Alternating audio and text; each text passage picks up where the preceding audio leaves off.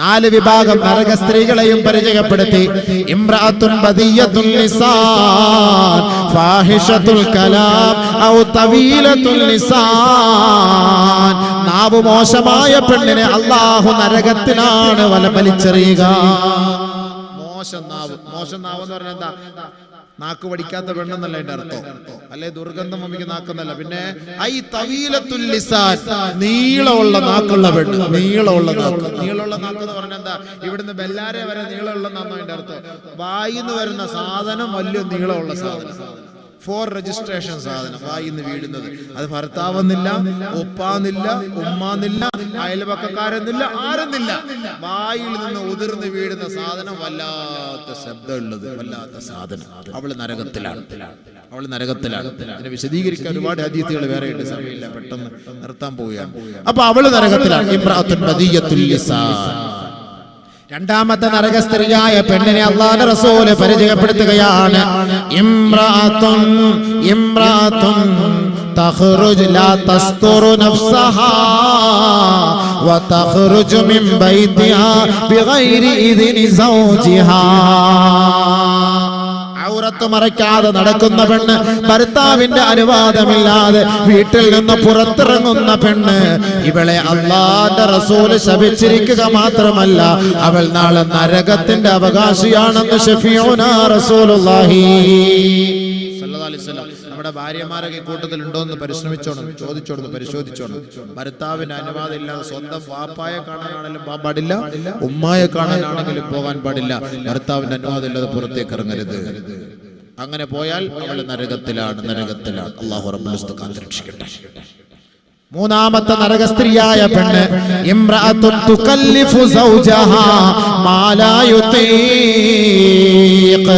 ഒരു ഭർത്താവിനെ കൊണ്ട് ഏറ്റെടുക്കാൻ പറ്റാത്ത ജോലി ആ ഭർത്താവിന്റെ മേൽ അടിച്ചേൽപ്പിക്കുന്ന പെണ്ണേ, അവൾ നരകത്തിലാണ്. നബിയുനാ റസൂലുള്ളാഹി. ഒരുപാട് വിശദീകരിക്കേണ്ട ഭർത്താക്കന്മാരുടെ എന്താ കടമ, എന്താണ് ഈ അടിച്ചേൽപ്പിക്കുന്ന ഭാര്യ, എന്താണ് ഉത്തരവാദിത്വം എന്നുള്ളത് ഒരുപാട് പറയാനുള്ളത് സമയമില്ലല്ലോ. ബഹുമാനമുള്ള സഹോദരങ്ങളെ, ഭർത്താവിന് ഇഷ്ടമില്ലാത്തൊരു കാര്യം ഭാര്യ അടിച്ചേൽപ്പിക്കാൻ പാടില്ല. അങ്ങനെ ചെയ്യണം, ഇങ്ങനെ ചെയ്യണം, അങ്ങനെ വേണം, ഇങ്ങനെ വേണം, ആ ഡ്രസ്സ് വേണം, ഈ ഡ്രസ്സ് വേണം, അവിടെ പോണം, ഇവിടെ പോണം, ആ വണ്ടി വേണം, ഈ വണ്ടി വേണം, ആ കടല സ്വർണം മതി, ഈ കടല സ്വർണം വേണ്ട, ആ കടലത്തെ വസ്ത്രം മതി, ഈ വസ്ത്രം വേണം, ഇന്നത്തെ ഐക്കൂറ തല വേണം, ഇന്ന് ഐക്കൂറ വേണം, മറ്റേ ഈ ചങ്ങാതിക്ക് മത്തി വാങ്ങാൻ കാശില്ലാത്ത ചങ്ങാതി എടുത്ത് 700 രൂപയുടെ ഐക്കൂറ വേണമെന്ന് പറഞ്ഞാൽ എന്താ സംഭവിക്കും? ആലോചിച്ച് വെക്കാണ്. അങ്ങനെ നിർബന്ധിക്കാമോ? ഇല്ല. അങ്ങനെ നിർബന്ധിക്കുന്ന പെണ്ണ് നരകത്തിലാണ്. നബിയുനാ റസൂലുള്ളാഹി. നാലാമത്തെ നരക സ്ത്രീയായ പെണ്ണ് ഇംറഅത്തുൻ, ഒരു പെണ്ണ് ലൈസ ലഹാ ഹമ്മുൻ ഇല്ലൽ അക്ലു വശുർബു വന്നൗം വലൈസ ലഹാ റഗ്ബത്തുൻ ഫിസ്സലാ വലാ ഫീ ത്വാഅത്തില്ലാഹ് വലാ ഫീ ത്വാഅത്തി റസൂലില്ലാഹ് വലാ ഫീ ത്വാഅത്തി സൗജിഹാ.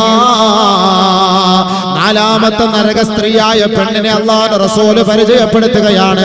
അവൾക്ക് തിന്നുക, കുടിക്കുക, ഉറങ്ങുക, ഇതല്ലാതെ മറ്റ് ലക്ഷ്യം അവൾക്കില്ല. തിന്നുക, കുടിക്കുക, ഉറങ്ങുക. വലൈസ ലഹാ റഗ്ബത്തുൻ ഫിസ്സലാ, അവൾക്ക് നമസ്കാരത്തിനോട് താല്പര്യമില്ല. വലാ ഫീ ത്വാഅത്തില്ലാഹ്, അല്ലാഹുവിനെ വഴിപ്പെടാനും അവൾക്ക് ഇഷ്ടമില്ല.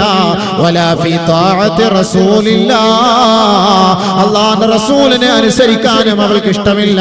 വലാ ഫീ ത്വാഅത്തി സൗജിഹാ, തന്റെ ഭർത്താവിനെ അനുസരിക്കാനും അവൾക്ക് ഇഷ്ടമില്ല. വീട് ഭരിക്കുന്നത് ഇവളാണ്, ഇവളുടെ കീഴിലാണ് ഭർത്താവ്. ഇവളുടെ ചൊൽപ്പൊടിക്ക് ഭർത്താവ് ജീവിക്കണമെന്ന് ആഗ്രഹിക്കുന്ന പെണ്ണാണിവൾ. അല്ലാഹുവിനെ വഴിപ്പെടാനോ നമസ്കാരം നിലനിർത്താനോ ഇഷ്ടമില്ലാതെ സദാസമയവും TV സീരിയൽ കണ്ട് ആനന്ദിക്കുന്ന പെണ്ണ് ഇവൾ നരകത്തിലാണ്. ശഫീഉനാ റസൂലുള്ളാഹി സ്വല്ലല്ലാഹു അലൈഹി വസല്ലം. ഇവിടെ നിന്ന് വിട പറഞ്ഞു പോകുമ്പോ എന്റെ സഹോദരങ്ങളെ, സഹോദരിമാർക്ക് കിട്ടാവുന്നതിൽ വെച്ച് ഏറ്റവും വലിയ വിഭവങ്ങളാണ്.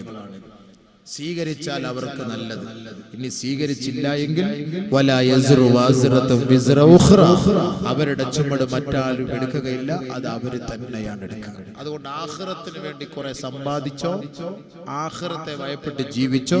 അതാണ് അല്ലാഹു പറഞ്ഞത്, യാ അയ്യോ ഇത്തഖുല്ലാഹ് വൽതൻദുർ നഫ്സും മാ ഖദ്ദമത് ലിഗദ് വത്തഖുല്ലാഹ് ഇന്നല്ലാഹ ഖബീറും ബിമാ തഅമലൂൻ.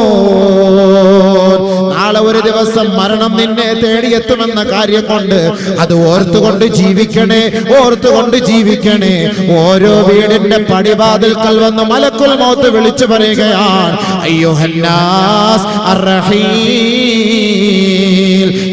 മരിക്കാൻ തയ്യാറായിക്കോ, വാഹനമിതാ നിന്റെ വീടിന്റെ ഉമ്മറപ്പടിയിലുണ്ട്, നിന്നെ വഹിച്ചു കൊണ്ടുപോകാൻ വന്നവരാണ് ഞങ്ങൾ, അതുകൊണ്ട് വല്ലതും സമ്പാദിക്കണേ, സമ്പാദിക്കണേ. വെറും കയ്യോടെ അസ്രായിലിനെ സ്വീകരിക്കല്ലേ, വെറും കയ്യോടെ പള്ളിക്കാട്ടിലേക്ക് പോകല്ലേ, വെറും കയ്യോടെ അല്ലാഹുവിനെ കാണാൻ പോകരുത്. അതുകൊണ്ട് എന്തെങ്കിലും നാളേക്ക് വേണ്ടി സമ്പാദിച്ചു വെക്കണേ, അല്ലാഹുവിനെ ഭയപ്പെടണമേ. ലാ യസ്തവീ അസ്ഹാബുൻ നാരി വഅസ്ഹാബുൽ ജന്നാ, സ്വർഗവാസികൾ നരകവാസികൾ സമമല്ല, സമമല്ല. സ്വർഗത്തെ സൃഷ്ടിച്ചത് പടച്ചവനാണ്, നരകത്തെയും പരിചയപ്പെടുത്തിയത് പടച്ചവനാണ്. പക്ഷേ അല്ലാഹുവിന്റെ ആഗ്രഹം, നബി തങ്ങളുടെ ആഗ്രഹം സ്വർഗത്തിന്റെ അവകാശികളാകാനാണ്, നരകത്തിന്റെ അവകാശികളാകാനല്ല. നരകവാസികളും സ്വർഗവാസികളും സമമല്ല. വീണ്ടും അല്ലാഹു എടുത്തു പറയുകയാണ്, അസ്ഹാബുൽ ജന്നതി ഹുമുൽ ഫായിസൂൻ, സ്വർഗവാസികളാണ് വിജയം വരിച്ചവർ, സ്വർഗവാസികളാണ് വിജയം വരിച്ചവർ. ഫമാ സുഹ്സിഹ അനിന്നാർ വഉദ്ഖിലൽ ജന്നത ഫഖദ് ഫാസ്. അല്ലാഹു ഖുർആനിലൂടെ നമ്മളെ പരിചയപ്പെടുത്തുകയാണ്. നാളെ മഹ്ശറ വൻസഭയിൽ നമ്മെ നിർത്തപ്പെടുമ്പോ ആരൊരാൾ നരകത്തിൽ നിന്ന് തെറ്റിക്കപ്പെട്ട് സ്വർഗത്തിലേക്കുള്ള പ്രവേശനം ലഭിച്ചുവോ, ഫഖദ് ഫാസ്, അവരാണ് വിജയികൾ, അവരാണ് വിജയികൾ. അതുകൊണ്ട് ഒന്നുകൂടെ താക്കീത് നൽകുകയാണ്, വമൽ ഹയാത്തുദ് ദുനിയാ ഇല്ലാ മതാഉൽ ഗുറൂർ. ദുനിയാവിലെ ജീവിതം കളിയാണ്, തമാശയാണ്, വിനോദമാണ്, സമയം പാഴാക്കലാണ്, വഞ്ചനയാണ്, വഞ്ചനയാണ്. അതിൽ വീണു പോകരുത്, വീണു പോകരുത്. അല്ലാഹുവിന്റെ ഔലിയാക്കന്മാർക്ക് അല്ലാഹു സ്ഥാനം നൽകി, അവര് രക്ഷപ്പെട്ടിരിക്കുകയാണ്. അവരുടെ വഴികളെ സ്വീകരിച്ചുകൊണ്ട് ജീവിക്കണേ, ജീവിക്കണേ. അവർക്കാണ് സ്വർഗം, അവർക്കാണ് സ്വർഗം, അവരാണ് സ്വർഗവാസികൾ, അവർക്കാണ് അല്ലാഹുവിന്റെ തൃപ്തി. അല്ലാഹു നമുക്കത് നസീബാക്കട്ടെ, സ്വർഗത്തിന്റെ അവകാശികളാക്കി അല്ലാഹു നമ്മൾ അനുഗ്രഹിക്കട്ടെ.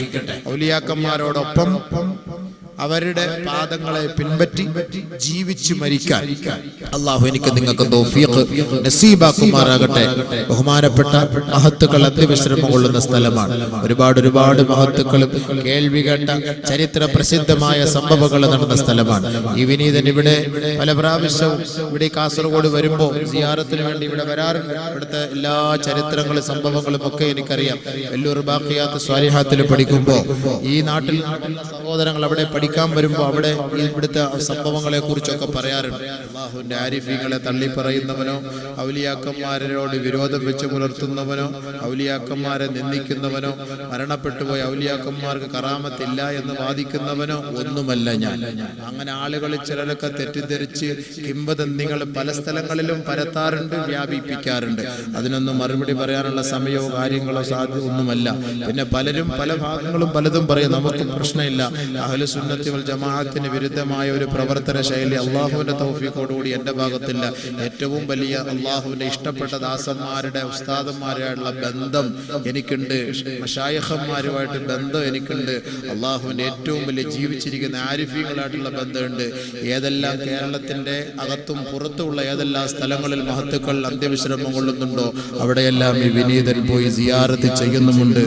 ആരെയും ബോധിപ്പിക്കാനോ അതല്ലെങ്കിൽ ആരെയും കാണാനോ കാണിക്കാനോ വേണ്ടിയൊന്നുമല്ല. ഇതൊക്കെ ഒരു ഇഖ്ലാസിന്റെ പേരിലാണ്. എൻ്റെ പിതാവ് ചെറുപ്പം മുതലേ എന്നെ ഈ കാസർഗോഡ് പോലും 10 വയസ്സിൽ പല സ്ഥലങ്ങളിലും എന്നെ കൊണ്ടുവരികയും പല മഹത്തുക്കളുമായി ബന്ധപ്പെടുത്തുകയും ഒക്കെ ചെയ്തിട്ടുണ്ട്. അല്ലാഹു തആല അദ്ദേഹത്തിന് ദീർഘായുസ്സ് നൽകുമാറാകട്ടെ. ഒരുപാട് ആലിമീങ്ങളുമായുള്ള ബന്ധങ്ങളുണ്ട്. അപ്പൊ അതുകൊണ്ട് ബഹുമാനമുള്ള സഹോദരങ്ങളെ, പിന്നെ ഒരാൾക്ക് ഒരാളെ കളിയാക്കാനോ പരിഹസിക്കാനോ ഒരാൾ തീരുമാനിച്ചാൽ അവർക്ക് എന്തും ചെയ്യാം, എങ്ങനെയും ചെയ്യാം. അത് ഏതെല്ലാം രീതിയിൽ എങ്ങനെയൊക്കെ വേണമെങ്കിലും ആളുകൾക്ക് പറയാം. അതിനകത്ത് നമുക്ക് പ്രശ്നമൊന്നുമില്ല. ഇന്ന് കാസർഗോഡ് ജില്ലയിൽ മാത്രമല്ല കേരളത്തിൽ 14 വർഷമായി പ്രസംഗിക്കാൻ തുടങ്ങുന്നു.